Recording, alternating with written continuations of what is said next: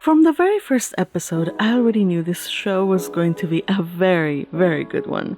But this episode had me feeling so many feels that it's actually impossible for me to make a coherent review of what I just watched. No, really. I mean, how do you put into words the feeling you get when you see someone as precious as Miyo, who for years has just been shut away from the outside world, suddenly began to open up and be curious about everything around her? What is that indescribable feeling around the eyes and that tickling in the nose you get when you see someone as kind and warm as 𝙏𝙼𝙖𝙠 take on the role of a mother, helping Miyo get ready by bringing her makeup things and making her look pretty for her first date? And what do you call that fluffy sensation you get when you see Kiyoka take her out and treat her gently and patiently after she was so neglected and deprived of basic human kindness and warmth? Oh, I don't know. I guess it's the same word you get when you finally see our girl smile in joy at the end of the episode. Affection. Maybe even love. At least, I know that was the case for me. Bookworms. I am in love, and even more so because our leads, especially Kiyoka, are slowly but surely reaching the same conclusion about what they feel for each other. In the case of Miyo, it's still not quite there yet, and I don't want her to rush headlong into it either. After all, she's known very few people, especially men her age, besides her friend Koji, of course, so she was bound to imprint on the first person who showed her basic human decency, a very regrettable fact. So her journey to falling in love not just with whoever, but with Kiyoka himself, the man behind the status and the prestige, and feeling like she doesn't have to earn her place next to him, is bound to take a little more time. And that's fine. I have signed up for the ride and I'm here for it no matter how long it takes. However, Kiyoka is another story. He's had a parade of women, dozens according to the light novel, come as potential bride candidates, so he's seen it all. Yet his attention is caught by this gemstone in the rough, and like a good man, he takes her out on a date and starts learning the joy of doting on her. More than him buying her clothes and gifts, which is nice, I think that the biggest gift he could give her was his kindness and his patience, saying and repeating as often as it took that she was not a bother and that she was not getting in his way. And he never once showed any sign of being impatient or exasperated. Also, the way he looks at her when he pats her head is so soft and gentle, and what a difference it is from the first time they met when he said those harsh words and his eyes were like, glaring daggers. Again, he's such a softie underneath that cold exterior, and I love it.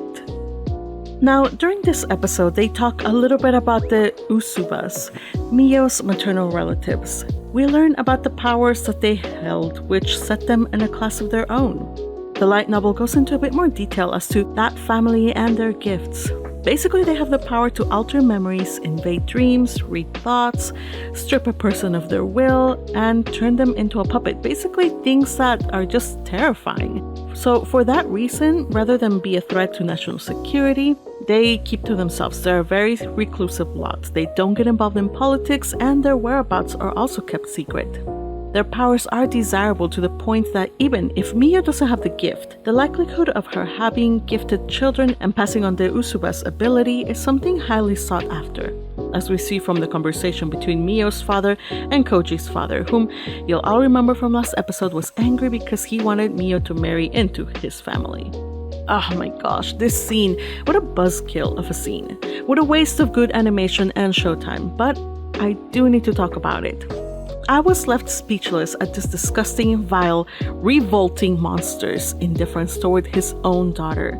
He sent her to Kiyoka expecting that she would be rejected for having no gifts, and he basically expected her to be cast out into the streets and had zero intention to do anything about that, stating that he doesn't care if she's dead or alive. It's so infuriating how those around her didn't even see her as a person.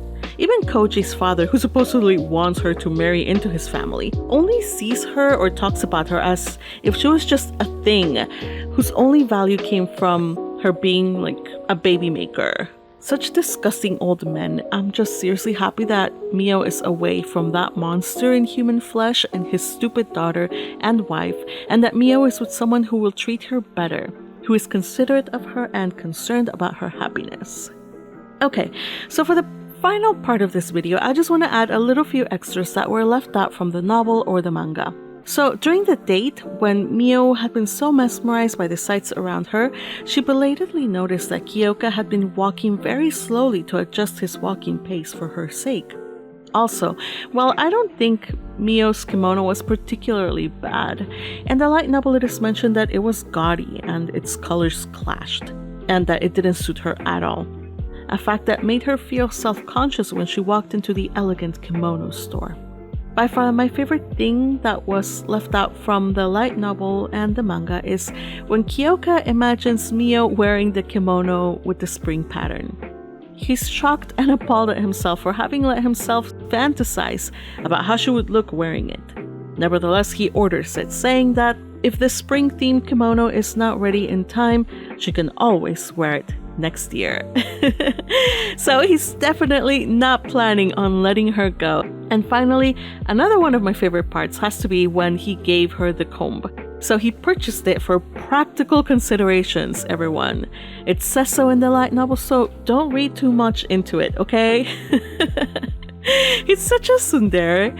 He placed the comb at her door, but rather than go to his room and, maybe go to sleep, no, he decided to go to the living room so he could catch Miyo's live reaction to his gift. And when he finally manages to see a glimpse of her smile, he comes to a realization of what he feels for her. And that is so swoony, and I'm just sorry that they didn't include it. But at least it's there in the light novel and the manga. So run! Go and get these wonderful light novels and manga volumes. And if you do end up purchasing them, why not use my affiliate link so you can support your magpie while you're at it?